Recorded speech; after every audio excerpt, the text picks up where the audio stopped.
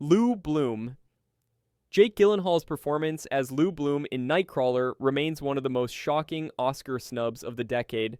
Gyllenhaal lost nearly 30 pounds, trained in nocturnal shooting routines, and crafted a character who's not just unethical, he's pathologically driven. His bug-eyed stare and manic energy made audiences uneasy, perfectly matching the film's critique of media exploitation. When award season arrived, Gyllenhaal's name was everywhere. Critics' lists, festival nominations, even Seiji and BAFTA nods. Yet the Academy didn't nominate him for Best Actor. That year, Eddie Redmayne won for The Theory of Everything. The contrast explains a lot about how the Academy votes. Redmayne's performance was brilliant, sure, but it offered the kind of emotional uplift the Oscars crave. Gyllenhaal's portrayal, on the other hand, was too cold, too unsettling, with zero redemption. The Academy rewards emotional catharsis over discomfort. Lou Bloom's performance criticizes the very systems Hollywood thrives on: ambition, image, success, and the Academy rarely celebrates that kind of mirror. In the end, Gyllenhaal delivered a performance too real for comfort, and the Oscars chose reassurance over confrontation. Aaron Stampler. Edward Norton's breakout role as Aaron Stampler in Primal Fear instantly marked him as one of the most promising actors of his generation. As a shy altar boy accused of murder, Norton switches between fragile innocence and cold-blooded manipulation with surgical precision. It was his first film, yet he performed with the control and depth of a veteran actor. He developed two separate physicalities for the personalities, altering his posture, speech rhythm, and facial tension to create the illusion of a fractured mind. Despite universal acclaim, Norton lost the Oscar for Best Supporting Actor to Cuba Gooding Jr. for Jerry Maguire. The decision revealed the Academy's preference for feel-good performances over dark or morally ambiguous ones.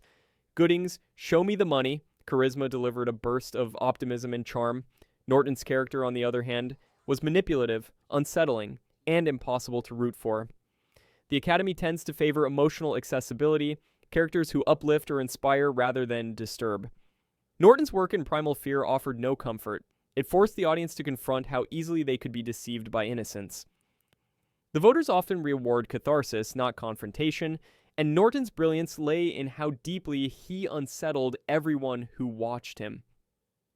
Doc Holliday. Val Kilmer's portrayal of Doc Holliday in Tombstone is a rare case where a supporting character overshadows the hero.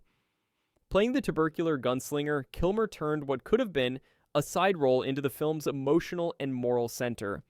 His slurred voice, languid posture, and deathly pallor captured a man decaying from illness, but still radiating arrogance and wit.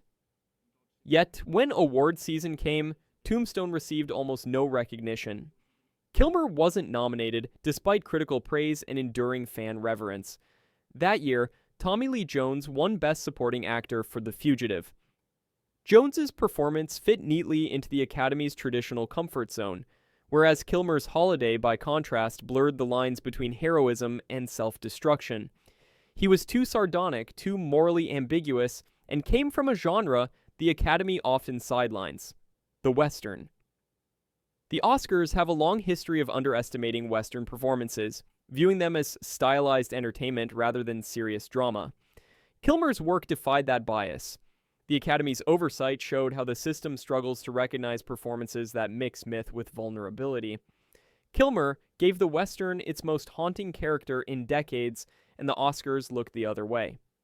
Bill the Butcher. Daniel Day-Lewis's performance as Bill the Butcher. Cutting into gangs of New York is volcanic. His character embodies nationalism, violence, and power. Day-Lewis spent months studying 19th century dialects, apprenticed with real butchers to learn the physicality, and even wore a glass eye to complete the look. He stayed in character throughout production, enduring pneumonia while filming outdoor scenes in winter. Despite the transformative performance, Day-Lewis lost the 2003 Best Actor Oscar to Adrien Brody for The Pianist. The decision reflected a clear pattern. The Academy tends to reward emotional tragedy over operatic villainy. Brody's role, a real-life Holocaust survivor enduring unimaginable loss, embodied suffering and resilience, while Bill the Butcher is the embodiment of corruption and cruelty. The Academy has long shown discomfort with grand, larger-than-life antagonists. Such performances often get labeled as too big, no matter how meticulously crafted. Day-Lewis's work in Gangs of New York was Shakespearean in scale but grounded in realism. The Oscars rewarded empathy. Day-Lewis delivered awe. The result? One of the greatest performances of the century left unrecognized by the very institution meant to honor it. Carl Childers. Billy Bob Thornton's performance as Carl Childers in Sling Blade is a masterclass in restraint. Playing a mentally impaired man who commits a mercy killing, Thornton builds a character who is both gentle and terrifying. What makes it even more impressive is that Thornton didn't just star in the film, he also wrote and directed it. The Academy acknowledged his work with a nomination for Best Actor, but he lost to Geoffrey Rush for Shine. The outcome reflected a recurring Oscar bias, the preference for inspirational suffering over psychological ambiguity. Rush's portrayal of pianist David Helfgott was emotional, sympathetic, and based on a real-life figure.